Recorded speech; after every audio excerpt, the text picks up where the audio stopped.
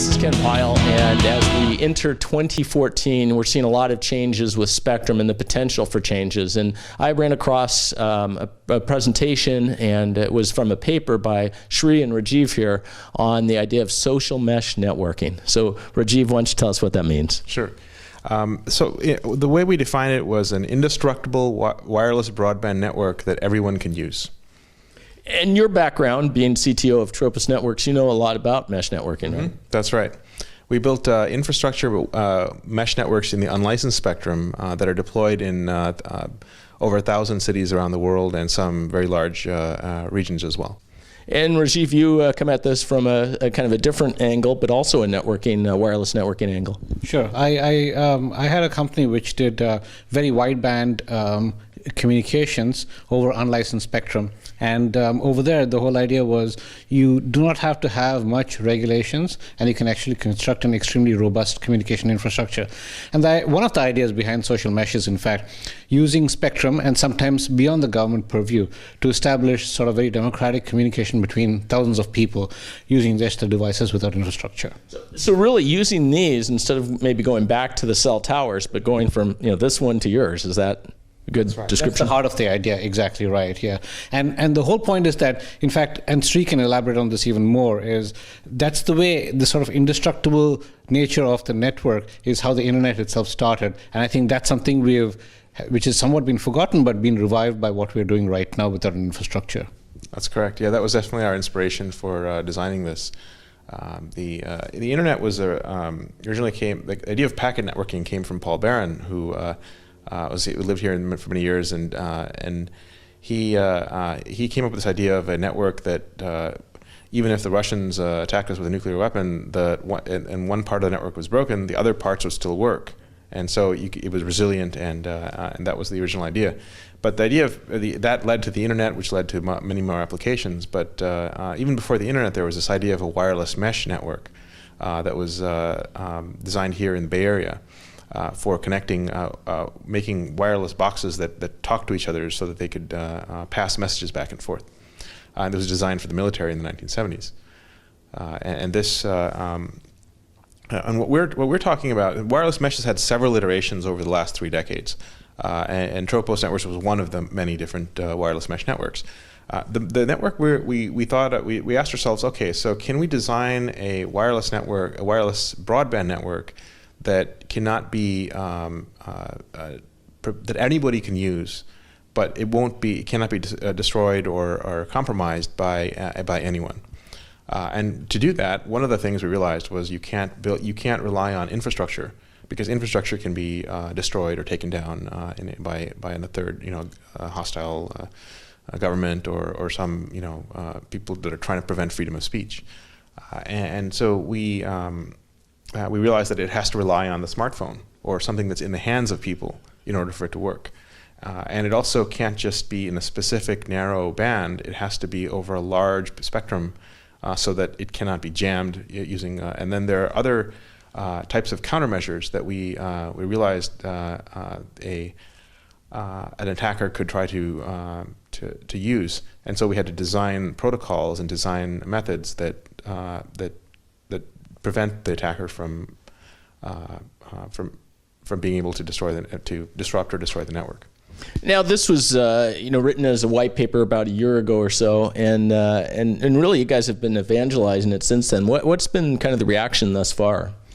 Well, we've done it in 2 ways, actually. Initially, when we wrote the paper, it was sort of how do you promote communications in oppressive countries like North Korea, etc.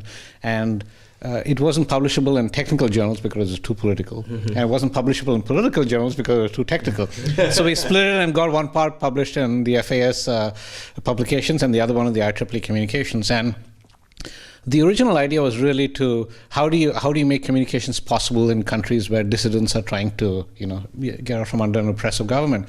But since then, there have been lots of interesting discussions on how do you do disaster recovery. And over there's not necessarily a jamming concern, but there's a lack of infrastructure. If a place is devastated, you don't have time to build base stations.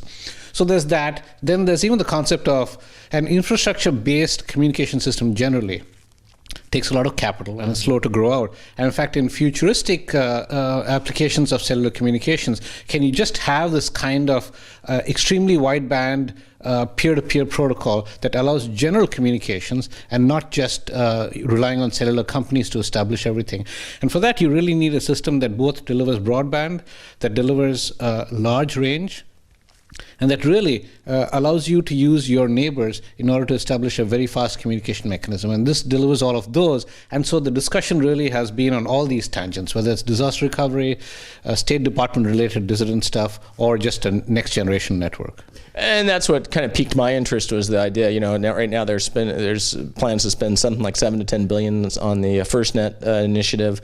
You've got the auctioning of spectrum, and it just seems like, with the technology where it's come, with these devices, with your approaches to the social mesh network, that all this kind of mixes together, and policymakers should probably be looking at this as they're kind of moving forward.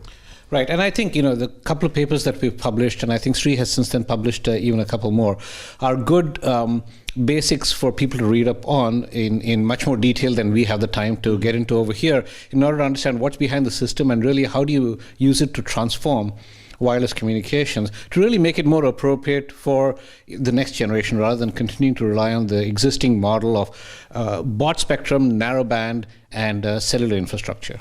And I think, John, just to add to that, I think the future of cellular communications involves crowdsourcing and a crowd-based approach. Because in the last decade, we've seen the world has gone from a very limited number of devices with very low computational ability to a very huge number of Android and iPhone and other types of smartphones that are just sitting out there that have humongous supercomputer capabilities. That can forward packets back and forth, and wireless networks have not yet adapted to take advantage of that change. And so in some of the follow-on work we did to this paper, we found that we could effectively double the capacity of cellular networks today, and improve the reliability from like 2 nines to much larger than that, and allow communications during disasters, even with cellular networks. And so there's a lot of opportunity to take advantage of this cloud or whatever. Well, and that raises the question: could you use, in some scenarios of your concept, could you use the existing radio hardware that's in here? Absolutely. There are ways of using the Wi-Fi interface that's already here to connect. There's companies that are doing this. Open Garden is one company that's been has millions of users now that are doing this, using the Wi-Fi. And I think part of the lessons of these papers that we're writing is that if you were to, within known technology, if you were to design a radio that was much more well suited to this purpose, you could get some enormous benefits for the cellular network in terms of improving the capacity, improving the reach, improving the ability to connect during difficult times. As well as, and from our first paper, the social mesh paper, to be able to connect even when a government or a entity is trying to stop you from connecting.